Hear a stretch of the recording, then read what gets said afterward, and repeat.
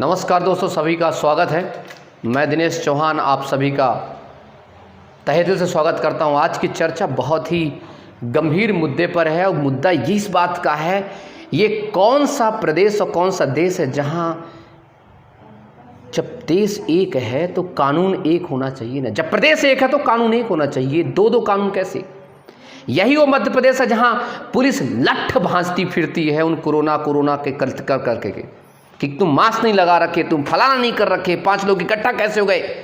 तो फिर कहाँ गए वो डीएम और कहाँ गए वो एसपी साहब? बताइए कहाँ गए आप? क्या है ये? क्या है ये? मैं किसी पार्टी की बात नहीं करता यार, मैं बात करता हूं देखो कहाँ है सोशल डिस्टेंसिंग, कहाँ है चीजें। आज अगर मध्य प्रदेश में कोचिंग खुल जाए तो अगर वहां पर शिक्षा लेने वाला बच्चा अगर आ जाए और शिक्षा देने वाला शिक्षक बैठ जाए तो कोरोना है, वो कोरोना फैला रहा है, उसकी कोचिंग बंद करवा रहे हो आप। और अगर वहीं पर शराब बेचना हो तो कोई दिक्कत नहीं है, क्योंकि शराब पी के पड़ा रहे, क्योंकि उससे सरकार को पैसा मिल रहा है। बस सरकार से अगर विद्यालय खोल देगी, सरकार अगर कोचिंग संस्थान के वो खोल देगी तो कहीं शिक्षक उसके अंदर इंकलाब ना जिंदा कर दे, कहीं शिक्षक उसके अंदर एक फौलाद ना बना दे, कहीं शिक्षक उसके अंदर इतनी जागरूकता ना पैदा कर दे कि सवाल पूछने लगे शराब पियो और टल्ली जैसे डरे रहो। क्योंकि अगर कोचिंग खुल गई, कोचिंग खुल जाएगा तो बच्चे क्वेश्चन पूछेंगे सर नौकरी कहाँ है?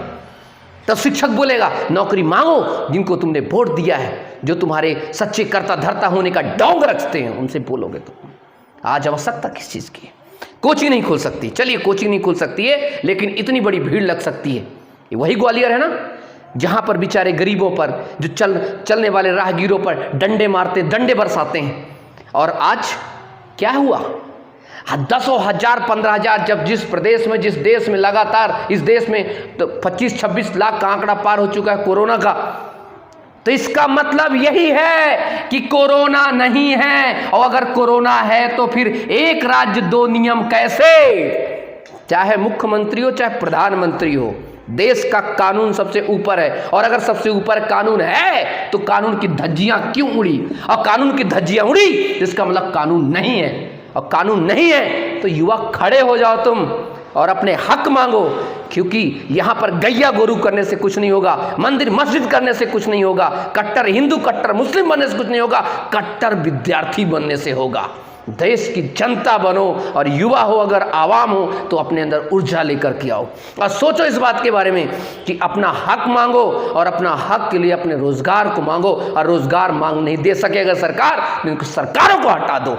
इतनी ताकत रखो अपने अंदर, इस बात का ध्यान रखना। मर भी जाओ तो कोई गम नहीं, कम से कम मरते मरते शरीर के अंदर का रोया रोए कहे कि धन्य है, तुम्हारी आत्मा कहे कि धन्य है, हमने ऐसे शरीर को धारण किया जिसके अंदर इतना जज्बा था, अन्याय के खिलाफ लड़ने का जज्बा था।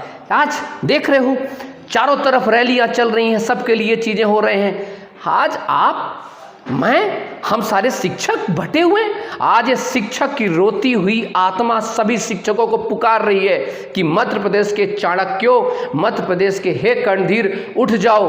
अगर आप आज उठ गए तो आपकी आने वाली पीढ़ी भी हमेशा आपको नतमस्तक होकर सलाम करेगी और पूरा का पूरा युवा हमेशा कहेगा हमारे प्रदेश के शिक्षक एक थे। दिनेश चौहान का ये आंदोलन नहीं है मेरे बॉस, मेरे दोस्त, मेरे शिक्षक मित्र, मेरे यूट्यूबर जितने भी हैं, जितने भी पढ़ाते हैं, जितने भी कोचिंग संस्थान है, सबसे कह रहा हूँ, चाहे वो एग्जाम गुरुजी की बात कहूँ, चाहे मैं दीपक पाटीदार प्रोफेसर की बात करूँ, चाहे अवधेश भदौरिया की बात करूँ, चाहे राम लोधी सर की बात करूँ, चाहे मैं राजीव की बात करूं, चाहे मैं किसी की बात करूं, अजय पांडे की बात करूं, चाहे मैं बात करूं किसी की भी, जितने भी मेरे दिमाग के भी आ रहे हैं, शुभम की बात करूं, जितने भी लोग हैं, दिनेश ठाकुर की बात करूं, आप सबको मैं कह रहा हूं। मुरैना से कुछ शिक्षक लोग हैं जो जुड़ रहे हैं, ग्वालियर से जो शिक्षक लोग जुड़ रहे हैं, छिंदवाड़ा, मैं पूरे के पूरे प्रदेश के शिक्षकों का आह्वान करता हूं कि आ जाओ।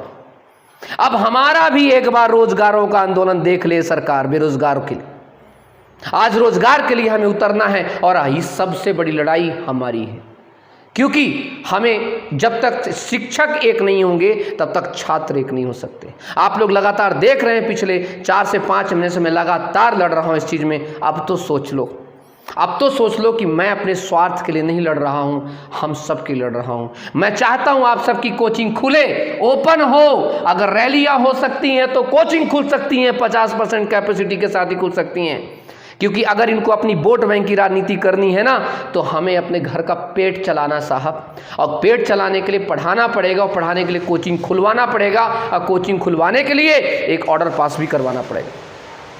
कोचिंग में क्या पढ़ाएं, उसके लिए पुलिस भर्ती हो, पटवारी भर्ती हो, पीएससी भर्ती हो, इन सभी भर्तियों के लिए लड़ना पड़ेगा। आज वक्त है कि इनसे पूछना पड़ेगा कहाँ है हमारा पैसा, कहाँ है हमारी। और अगर इस बार ये कहें, आप लोगों को क्या लगता है कि मैं सरकारों के पास नहीं गया? सरकारों के पास गया हूं। आप लोगों ने वीडियो देखी, जिस वीडियो में जिस प्रकार से गृह मंत्री जी ने कहा है कि क्या पहले आत्महत्या नहीं होती थी, कि इसका मतलब क्या हुआ?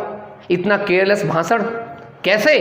तो इसलिए आज आवश्यकता है 4 सितंबर 2020 को हम सभी शिक्षक इकट्ठा होंगे भोपाल में। और याद रखिए, हमारा टेलीग्राम चैनल जो है बेरोजगार युवा संघ, उस पर सभी लोगों को आपको जुड़ना लगा। उसमें 6300 से ज़्यादा लोग हो चुके हैं अभी तक, बहुत जल्द उसमें संख्या बहुत ज़्यादा बढ़ जाएगी। और कम से कम हम लोगों को, सारे शिक्षकों को, आप सभी लोग अपना बैनर बना के लाइए, कोई दिक्कत नहीं है। आपने कोचिंग का बैनर बना के रखिए, अपने कोचिंग, कोई दिक्कत नहीं, बड़े बड़े बैनर बनाइए, अपनी डिमांड रखिए उसमें, मुझे कोई दिक्कत नहीं।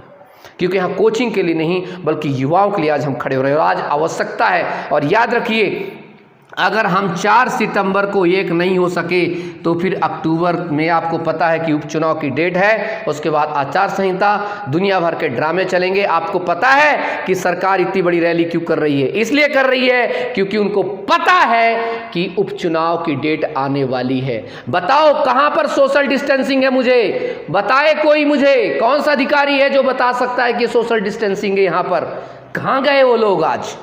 और कोई बात नहीं, अगर ये ऐसे सोशल डिस्टेंसिंग करके ऐसे करते हैं, हम तो अच्छे से कर लेंगे, कोई दिक्कत नहीं है। और रही बात लाठी डंडा खाने की साहब, तो वो ऐसे भी मर रहे हैं, 2-4 लाठी डंडा खा लेंगे तो खा लेंगे, देखा जाएगा। देखा, आप सबके साथ अनुरोध करता हूँ, समस्त शिक्षकों का अनुरोध करता हूँ मैं, सभी को भोपाल आना है। और आप सभी लोग टेलीग्राम में जुड़िए, टेलीग्राम डाउनलोड कर लीजिए क्योंकि वो ज़्यादा इफेक्टिव है। @ करना है आपको, MP बेरोजगार युवा संघ, फिर से बोल रहा हूं, @MP, ठीक है, बेरोजगार युवा संघ। या कुछ नहीं करना तो आप हिंदी में डाल के सर्च करेंगे तो आपको मिल जाएगा। लगभग 6500 से ज़्यादा सदस्य होंगे, समझ जाएंगे आपकी वही है। सब लोग इकट्ठा हो जाइए। सभी शिक्षक से कहता हूं कि अगर हम 4 सितंबर को हमें 4000 लोगों को आना है, और अगर 4 घंटे के लिए भी खड़े हो गए ना तो बहुत मज़ा आ जाएगा।